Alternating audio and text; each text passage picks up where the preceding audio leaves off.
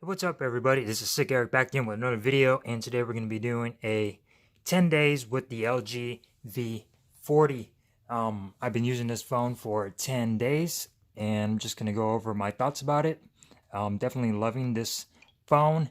I'm coming over from the OnePlus 6T. I got that device, and I loved it. Don't get me wrong, it was an excellent phone, but at the time, this phone was $900+. I did not think it was worth it. The OnePlus was cheaper, so I got the OnePlus. But recently, this phone has dropped in price. It is now $720. So for $140 more, you get a better display. You get a headphone jack. You get 2 extra cameras, and you also get 2 extra gigabytes of RAM. Things you miss out on is the software experience. Which the OnePlus was running Android 9, had all your gestures, better notch on the OnePlus, and that's pretty much it. The OnePlus was a great device, but you're getting a little bit more with this one, so that is one of the reasons why I traded in the OnePlus for the LG V40. To get some specs out of the way, this phone has a Snapdragon 845 processor with 6 gigabytes of RAM and 64 gigs of internal storage, which is expandable via micro SD card. So another thing you're missing out on, the OnePlus 6T had 128 gigabytes of internal storage, but it did not have a micro SD card. So it's kind of a win-lose or whatever on each device. I don't mind a micro SD card. I put everything on there anyways, all my photos, my music gets saved to it, and it's all out of the way. If you're one of those people who download 100 plus apps straight to your phone, then 64 gigs may not be enough. Go for a higher internal storage capacity on a different phone. But like I said, I've been using this phone for 10 days now and absolutely loving it. The display is a 6.4 inch OLED display. Really great display. Colors are really excellent. The blacks are nice and inky and black. Colors are bright and colorful. Excellent and hiding a notch. The LG G7 was a LCD display. I had that phone for a while and was not impressed by it. This phone is definitely a lot better. As far as performance wise, the G7 had 4 gigabytes of RAM and it just had issues as far as performance. I had a couple of reboots on it, turned it in, got another phone, still was not impressed. This one, definitely impressed with this phone. Snapdragon 845 processor, 6 gigabytes of RAM, 64 gigs of internal storage, huge, nice, beautiful 2K display on here. No problems whatsoever. Viewing angles are excellent. Unlike the V30, there is no color tinting whenever you tilt the screen. No color shifts. Outside viewing is great. It does get bright enough for outside viewing. No problems there. Camera wise, it has 5 cameras. On the back, it has your normal sensor, a wide angle sensor, and a telephoto sensor. So that is a definitely huge plus for this device. The front facing camera has 2 cameras on the front, a 8 megapixel and a 5 megapixel wide angle camera. I kind of wish the wide angle was 8 as well, but it is what it is. I like how they did the 2 front facing cameras, going back to the LG V10, which was one of the first phones to have 2 front facing cameras. So I like how LG went back on that. Now it seems like everybody's doing it, like the Pixel 3 has 2 cameras in the front as well. Performance on here, this phone is fast and snappy. No issues with lag, no issues with boot looping or rebooting or anything. 6 gigabytes is a sweet spot for this device. It would be nice if there was more. Again, another thing coming from the OnePlus 6T that had 8 gigabytes of RAM. This only has 6, but no problems here. Software experience is pretty good. It is running Android 8.0. I wish, hopefully, we get Android Pie, because I'm missing my gestures from the OnePlus 6T. They're just a lot better as far as navigating. This still has nav buttons, and hopefully we get Android Pie updated. for this phone. Performance has been excellent. Camera quality has been great. It's got an excellent camera app on here. I'm going to change that. You have 3 different modes on your camera. You have your wide angle, you have your normal, and then you have a zoom lens, which right there is the zoom, regular, and then a wide angle. So really nice cameras. You have also this other feature called triple shot, to where it'll take different pictures, 3 different pictures, a wide, a normal, and a zoomed in shot, and it does take a little bit of time to process, but it works okay. I think then hopefully in another software update it'll get a little bit tweaked on there, but it works pretty well. As you can see, it makes it into like a little GIF. It's preparing, and then it should play it right about now. So when it does play it, it does the regular, the wide angle, regular, and then a zoom. The zoom always seems to become unfocused for some reason, especially if you don't hold it steady enough. Like I said, software updates should fix that and make everything run a lot better. Battery life on this phone has been really good. It's got a 3300 milliamp hour battery. The S9 Plus has a 3500 milliamp hour battery, and this phone does a lot better than that phone.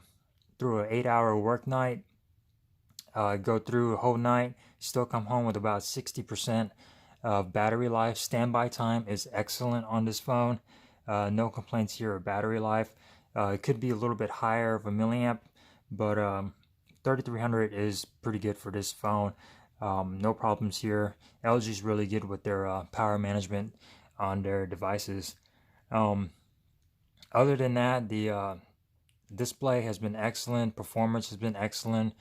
Camera quality, build quality on this device is just, I really love LG and their design on this phone. It just looks clean. It looks nice. It feels excellent in the hand. It's not heavy, but it's definitely not cheap feeling either. It's very slim phone. That's probably due to the smaller battery capacity, but it feels really nice in the hand. Excellent to use in one-handed use. It's not too big. The bezels on the front, on the sides, are a little bit thick, but it doesn't really bother me a lot because it sort of gives it a very uniform, symmetrical look with the top bezel and the bottom bezel, and it doesn't really get in the way, and it still doesn't bother me at all with the bezels. The notch isn't too bad. It's not as bad as the Pixel 3. The OnePlus 6T had a better notch. It still does not have a notification LED, just like the V30 did. It did not have a notification LED, but it does have your always on display. And LG does really good with their always on displays as far as information being showed. You can control your music. You could have a whole bunch of quick toggles on here. You could toggle on the flashlight. You could toggle your silent mode, your Wi-Fi. You could go straight to camera from your lock screen. So LG really does good on their always on displays. You could change the clock to a whole bunch of different digital analog clocks. You could put your own picture in the display, your signature. It's really nice. LG does really good with their always on displays. The audio on this device has been excellent. It has a 3.5 millimeter headphone jack right there, which are becoming very rare.